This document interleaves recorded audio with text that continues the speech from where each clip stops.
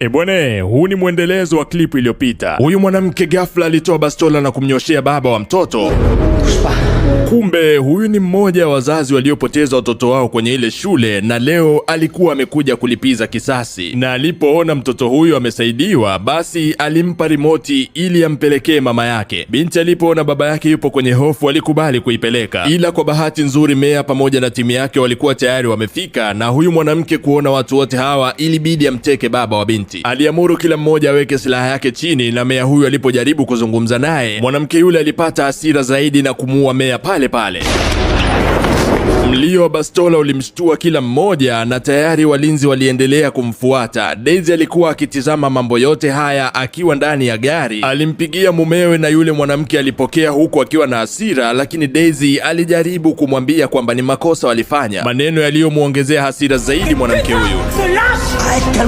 Fasta alitaka kumuua Daisy, aliwaiwa na huyo mfanyakazi mwingine, kwa hiyo akawa tayari ameweza kumwokoa mume wa Daisy. Lakini walikuwa hawana muda, kwani kiongozi bado alikuwa chini huku akiongezea gari hili uzito, na ndipo akamwambia bidada kwamba aandae mazingira ili aweze kuwatoa watu waliopo ndani ya gari. Wa kwanza kutoka ndani ya gari hili alikuwa ni yule bosi.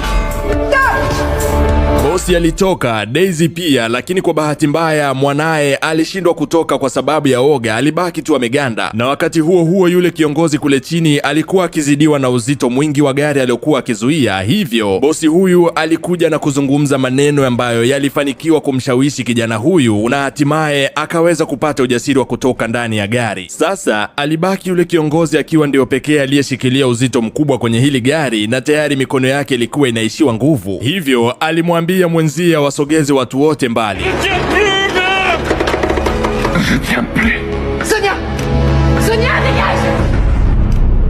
Aliishiwa nguvu kabisa, hivyo ikambidi aachie.